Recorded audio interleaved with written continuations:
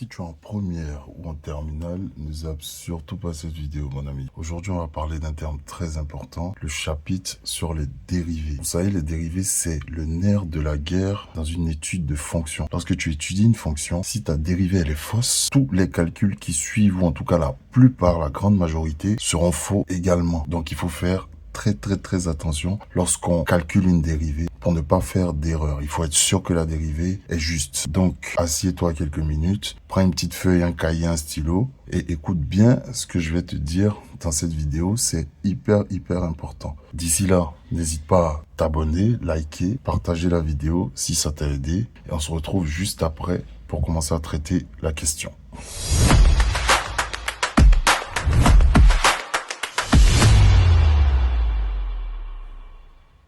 Très bien. On revient ici pour parler des dérivés, mais pas n'importe quel dérivé. On va pas traiter les dérivés relativement simples. On va traiter des dérivés un peu plus poussés, donc notamment les dérivés sur les fonctions composées. Donc on va voir ensemble comment est-ce qu'on traite ces dérivés pour que ce soit le plus clair possible pour vous. Allez, on est parti. Vous voyez là, on a deux questions. La première question, c'est une question classique que j'ai mis comme ça. Quelle est la dérivée de racine carrée de x? La dérivée de racine carrée de x, c'est bien 1 sur 2 racine carrée de x. C'est ce qu'on nous apprend dans le cours.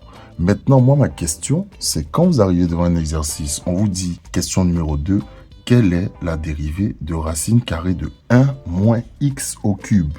Là, on n'a plus racine carrée de x. On a 1 moins x au cube. Comment est-ce qu'on fait pour déterminer la dérivée de cette fonction? Est-ce que c'est la réponse A, 1 sur 2 racine carrée de 1 moins x au cube? La réponse B, moins x au cube divisé par 2 racine carrée de 1 moins x au cube. La réponse C, moins 3x au carré divisé par 2 racine carrée de 1 moins x au cube. Dites-moi dans les commentaires s'il vous plaît, je suis très curieux de savoir quelle est la réponse que vous trouvez lorsque vous faites la dérivée de cette fonction. Alors on va passer à la correction rapidement et je vous ai proposé ici une forme, on va dire rédigée, pour pouvoir traiter aisément, simplement vos dérivés. Donc dans un premier temps, lorsqu'on a une fonction à dériver, en l'occurrence ici racine carrée de 1 moins x au cube, la première chose qu'on va dire, c'est qu'on va donner la forme de base de cette fonction qu'on a à dériver.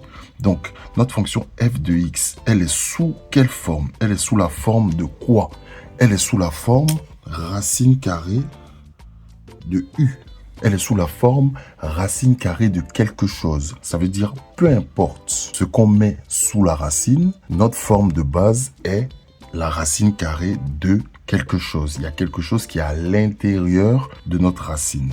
Donc, on va donner les détails de ce qui compose cette forme de base. On a la forme de base, donc on l'a repérée, c'est racine carrée de quelque chose qu'on a appelé u. Ce u là, ce quelque chose, c'est quoi? C'est 1 moins x au cube. C'est ça notre u. C'est l'intérieur de la racine, le contenu de notre racine. 1 moins x au cube. On va donc donner la dérivée de ce contenu. Si u est égal à 1 moins x au cube, u' va être égal à quoi? Ça, ce sont des dérivées simples, donc je vous épargne les détails. U' va être égal à moins 3x au carré. Maintenant qu'on a donné la forme de base de notre fonction à dériver, on va pouvoir déduire quelle sera la forme de la dérivée. Vu qu'on sait quelle est la forme de base, la dérivée s'applique toujours en fonction d'une forme de base. On repère la forme de base et on applique la formule de dérivée qui correspond à cette forme de base-là. Donc, notre forme de base, c'est racine carrée de u.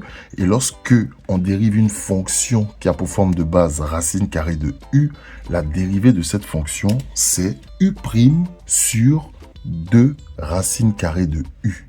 F' de x sera donc sous la forme u' sur 2 racine carrée de u.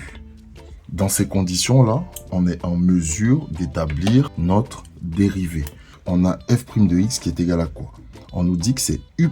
U', on a calculé, c'est moins 3x au carré. Donc, on a moins 3x au carré en haut qu'on va diviser par 2 racine carrée de quoi? Racine carrée de u. Notre u, c'est quoi? C'est 1 moins x au cube. Donc, 1 moins x au cube. Donc, pour cette question numéro 2, la bonne réponse était la réponse C. C'est plus intéressant de bosser cette formule avec sa dérivée qui est posée ici, plutôt que de bosser la dérivée classique de racine carrée de x. Parce que lorsque, à l'intérieur de la racine, on n'a plus x, beaucoup d'élèves sont perturbés et ne savent plus comment faire pour dériver. C'est pour ça qu'il est plus intéressant de retenir la formule racine carrée de u qui est beaucoup plus générale et qui s'applique à n'importe quelle racine qu'on peut vous donner, peu importe le contenu qu'il y a à l'intérieur. Donc la vraie formule pour dériver une racine carrée de u, c'est de mettre au numérateur la dérivée du contenu divisé par 2 fois la racine de u. Si vous avez compris ça, vous pourrez comprendre aisément pourquoi dans la question 1, la dérivée de la racine de x, c'est 1 sur 2 racines de x. Parce que notre racine de x est toujours de la forme racine carrée de u, sauf que notre u ici, c'est x. Donc notre u', la dérivée de x, ça va faire 1. C'est pour ça que vous avez 1 au numérateur ici. C'est pas un 1 qui s'applique à toutes les dérivées de racine. C'est un 1 qui s'applique uniquement lorsqu'à l'intérieur de la racine, on a un composant qui a une dérivée égale à 1. Si l'intérieur de la racine n'a pas une dérivée qui est égale à 1, on ne peut pas mettre 1 au numérateur. Donc ça ne pourra pas être la réponse A, par exemple. Dès que vous avez une racine de quelque chose, essayez d'analyser c'est quoi cette chose, c'est quoi sa dérivée, et c'est cette dérivée-là qu'on met au numérateur, pas autre chose. Ça, c'était pour le premier cas. On revient ici pour la deuxième partie de cette vidéo, où cette fois-ci, on va aborder un autre style de dérivée. Petite question simple, quelle est la dérivée de x au carré?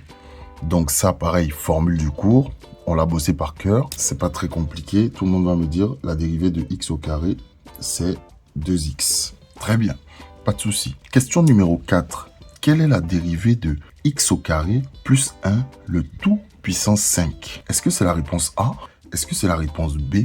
Ou est-ce que c'est la réponse C? N'hésitez pas à me dire dans les commentaires quelle est la réponse que vous trouvez, vous. C'est très important qu'on puisse échanger entre nous et créer une communauté qui pourra s'aider mutuellement afin que tout le monde puisse comprendre.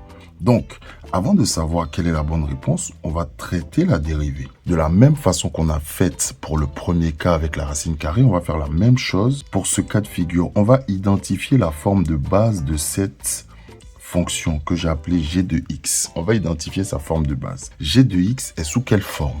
Là, quand on regarde, elle est sous la forme de quelque chose à la puissance n. Donc, on va l'appeler u puissance n. On a quelque chose en dessous qu'on met à une certaine puissance. Donc, notre forme de base, c'est u puissance n. Avec quoi? Quelles sont les composantes de cette fonction de base? On a n qui est l'exposant, qui ici est égal à 5. Donc, avec n égale à 5.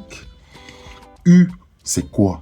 C'est ce qui est mis à la puissance 5. Donc, x au carré plus 1. Et donc, si u, c'est x au carré plus 1, u', vous l'aurez compris, c'est bien 2x. Maintenant que j'ai ces éléments de base là, je connais la forme de base de ma fonction. Je suis en mesure de déduire quelle sera la dérivée de cette fonction là. Donc g est sous la forme u puissance n. G' sera sous quelle forme? G' sera sous la forme n fois u' fois u puissance n moins 1. Et je précise, je souligne en rouge ce u' parce que c'est un élément qui est très souvent mis de côté à tort. Très dangereux de le mettre de côté, ce u'. Vous allez comprendre pourquoi tout à l'heure. Donc, quand j'ai u puissance n, la dérivée, c'est n fois u' fois u à la puissance n moins 1. On va appliquer ça ici. Donc, on a g' de x qui va être égal à n. n, c'est 5. Multiplié par quoi? Multiplié par u'. U', on a dit que c'était 2x. Donc, 2x multiplié encore par quoi? Par u à la puissance n-1. U, c'est x au carré plus 1. Donc, multiplié par u, qui est x au carré plus 1, à la puissance 5 moins 1. Voilà. Qu'est-ce que ça va donner, ça? Hop, on va mettre un égal en dessous. 5 fois 2x, ça fait 10x, qui va venir multiplier mon x au carré, plus 1 à la puissance 5 moins 1, qui fait bien 4. Donc, on a bien g' de x, qui est égal à 10x, facteur de x au carré, plus 1. Voilà la formule lorsqu'on a quelque chose à la puissance n. Peu importe la chose. C'est n fois la dérivée de u fois le u à la puissance n-1. Si vous avez compris ça, vous serez capable de comprendre pourquoi la dérivée de x au carré, c'est 2x. Parce que dans x au carré, on a aussi la forme u puissance n. Sauf que dans ce cas, notre u, c'est x. Donc, notre u', c'est 1. Donc, la vraie dérivée de x au carré, d'accord, c'est 2 fois, on va dire x', donc la dérivée de u, fois ce même x là, à la puissance 2 moins 1. Ce qui fait 2 fois x', sa dérivée c'est 1, fois x puissance 1, donc x. Et 2 fois 1 fois x est égal à 2x. Ce que vous oubliez très souvent, que j'ai souligné ici, c'est ce u' là, qui est oublié. La plupart du temps, quand on fait 2 fois x puissance 2 moins 1. Mais en fait, ça marche parce que la dérivée ici, c'est 1. Donc, il n'y a aucun impact. Mais lorsqu'on est dans ce cas-là, la dérivée de notre u, c'est pas 1. Vous comprenez? Donc, on ne peut pas avoir, par exemple, la réponse B, où on fait juste descendre, on multiplie par ce qui était là, et on fait puissance 5 moins 1. Ça ne marchera pas.